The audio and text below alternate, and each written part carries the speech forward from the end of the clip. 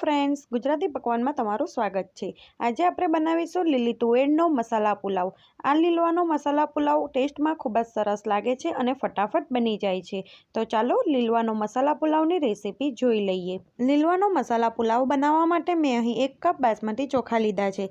તેને 3 થી 4 વખત પાણીથી સારી રીતે ધોઈ લઈશું। ચોખાને મેં સરસ ધોઈ લીધા છે। હવે ચોખા ડૂબે એટલું પાણી નાખીશું અને ચોખાને 10 થી 15 મિનિટ સુધી પલળવા દઈશું। હવે એક કુકર લઈ તેમાં 2 મોટી ચમચી જેટલું ઘી નાખીશું અને ઘીને ગરમ થવા દઈશું। ઘીની જગ્યાએ તમે તેલનો પણ ઉપયોગ કરી શકો છો, પણ ઘીનો સ્વાદ પુલાવમાં ખૂબ જ સરસ લાગે છે। ઘી ગરમ થતાં તેમાં 2 ટમાલપત્ર, 3 થી 4 લવિંગ, 2 ટુકડા તજ અને 1 ઇલાયચી નાખીશું। સાથે જ 1 ચમચી જીરું નાખી બધું સ્લો ફ્લેમ પર સાંતળી લઈશું।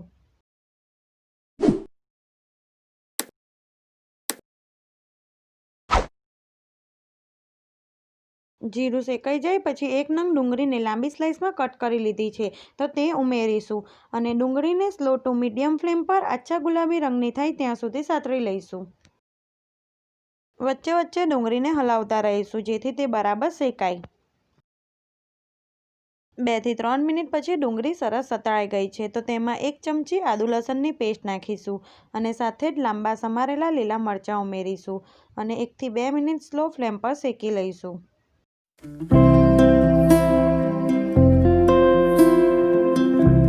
આદુ લસણ અને મરચાં સરસ સતળાઈ ગયા છે, તો તેમાં 1 નંગ ઝીણું સમારેલું બટાકું, 1 નંગ ઝીણું સમારેલું ટામેટું ઉમેરીશું અને સાથે જ જે કપ ભરીને ચોખા લીધા હોય તે કપ ભરીને લીલી તુવેરના દાણા લઈશું અને તે ઉમેરીશું।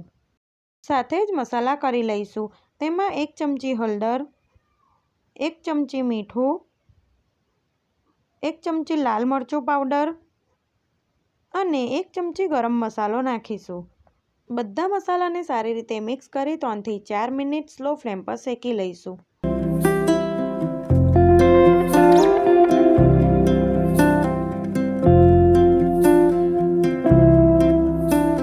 હવે જે ચોખા પલાળીને રાખ્યા છે તે 10 થી 15 મિનિટ પછી સરસ પલળી ગયા છે, તો ચોખામાંથી વધારાનું બધું પાણી નિતારી લઈશું।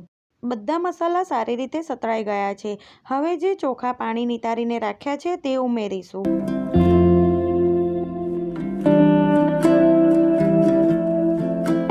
બધું સારી રીતે મિક્સ કરી ચોખાને 3 થી 4 મિનિટ સ્લો ફ્લેમ પર સાંતળી લઈશું। આ રીતે ચોખાને સાંતળીને પછી પાણી ઉમેરવાથી પુલાવ છૂટો બને છે।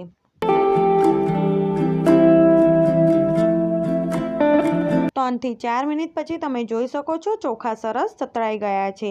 હવે જે કપથી ચોખા લીધા હોય તે જ કપથી 2 કપ જેટલું પાણી ઉમેરીશું, એટલે કે જે વાસણથી તમે ચોખા લો તેનાથી 2 ગણું પાણી ઉમેરવાનું છે। હવે બધું સારી રીતે મિક્સ કરી મીડિયમ ફ્લેમ પર પાણીને થોડું ઉકળવા દઈશું।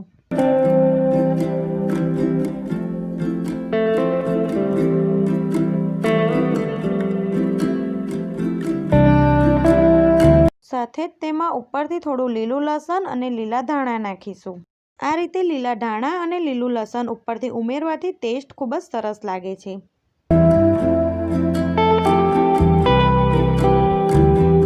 હવે પાણી પણ થોડું ઉકળવા માંડ્યું છે, તો કુકરનું ઢાંકણું ઢાંકી ગેસની ફ્લેમ મીડિયમ રાખી 2 વિસલ વગાડી લઈશું। 2 વિસલ પછી ગેસની ફ્લેમ બંધ કરી દેવાની અને કુકરને થોડું ઠંડુ થવા દેવાનું। કુકર ઠંડુ થઈ ગયું છે। હવે કુકરને ખોલીને જોઈ લઈએ, તો તમે જોઈ શકો છો આપણો લીલવાનો મસાલા પુલાવ એકદમ છૂટો અને સ્વાદિષ્ટ બન્યો છે। તો તેને એક પ્લેટમાં સર્વ કરી લઈએ।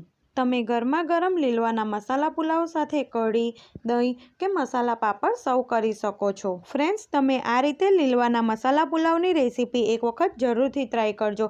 એકદમ સરસ છૂટો અને સ્વાદિષ્ટ બને છે। તમારો લીલવાનો મસાલા પુલાવ કેવો બન્યો તે મને કોમેન્ટ કરી જણાવજો। ફ્રેન્ડ્સ, રેસીપી સારી લાગે તો મારી ચેનલને સબસ્ક્રાઈબ કરજો।